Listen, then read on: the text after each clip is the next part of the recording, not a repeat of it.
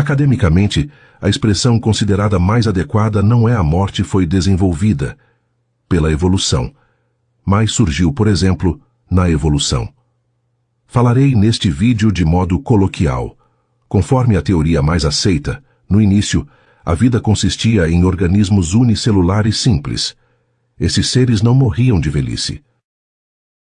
Mas claro que eles podiam morrer por causas externas, como, por exemplo, calor excessivo, falta de comida, etc., mas não possuíam um relógio interno que os levava à morte, por assim dizer. Eles se reproduziam quando uma célula se dividia em duas. Nesse processo, a célula-mãe não deixava um cadáver. Ela simplesmente se transformava em duas novas células. Enquanto houvesse nutrientes e condições favoráveis, aquela linhagem poderia continuar se dividindo infinitamente. A morte, do tipo que me refiro, tem relação com a multicelularidade e com a reprodução sexuada. Quando organismos passaram a ser compostos por muitas células, houve uma divisão de tarefas. Células germinativas eram responsáveis por passar o DNA adiante, e as células somáticas eram responsáveis por formar o corpo. Nesse momento, o corpo era abandonado. Uma vez que as células germinativas cumpriam a missão de transmitir a herança genética para a próxima geração, o restante do organismo não precisava mais ser mantido pela seleção natural. Isso deu origem à senescência, o envelhecimento. A morte de indivíduos mais velhos garantia que os recursos, comida, espaço, ficassem disponíveis para os mais novos, que trazem novas mutações e maior diversidade genética. Sem a morte e a renovação das gerações, a adaptação às mudanças do ambiente seria extremamente devagar.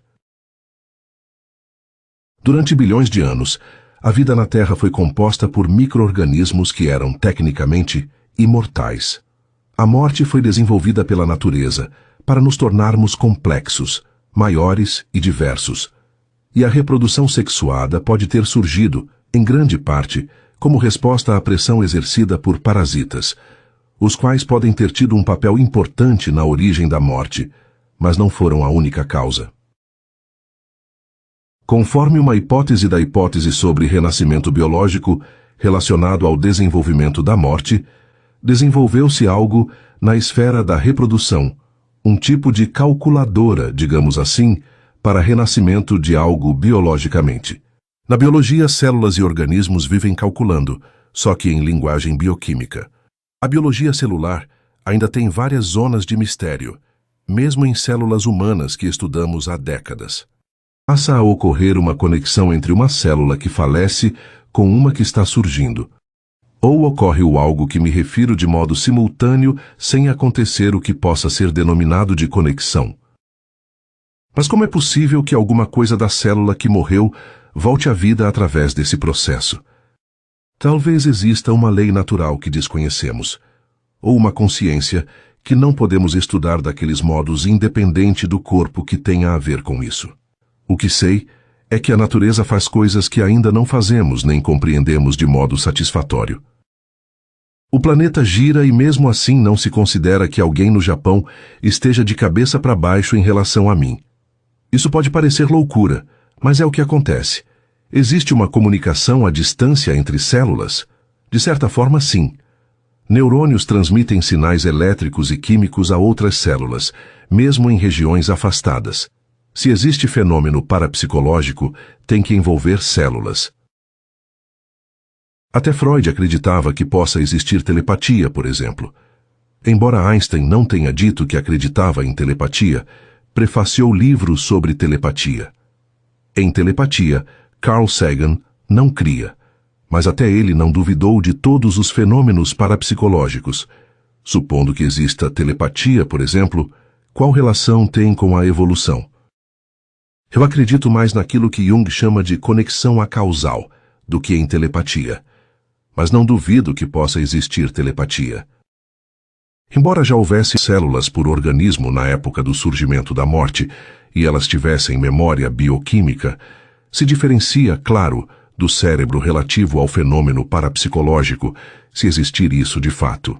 Não pregamos que renascimento é fato. Estamos apresentando uma hipótese. Se existe Deus, a probabilidade de existir renascimento é de 90%, em minha opinião. E se ele criou isso, pode ter escondido de um modo que uma pessoa não pode desligar o renascimento de outra. Foi bastante escondido na evolução por causa de parasitas poderosos e predadores. Podemos sim estar diante de uma das maiores descobertas da história. Se houver renascimento, pode ter começado na época do surgimento da morte, ou muito tempo depois. Talvez algo de células nunca tenha renascido. Talvez algo tenha renascido e não renasça mais. Talvez algo de todas as células que existem renasça. Depois do surgimento da morte biológica, predominantemente a reprodução deixou de ser continuidade direta e passou a ocorrer como substituição geracional da linhagem, agora frequentemente mediada pela reprodução sexuada, na qual a vida se mantém na informação hereditária recombinada. Talvez a evolução acredite, falando em figura de linguagem, que todos os animais renasçam, mas na prática, ter consciência novamente vai acontecer a um ser vivo que já tem uma consciência, obviamente.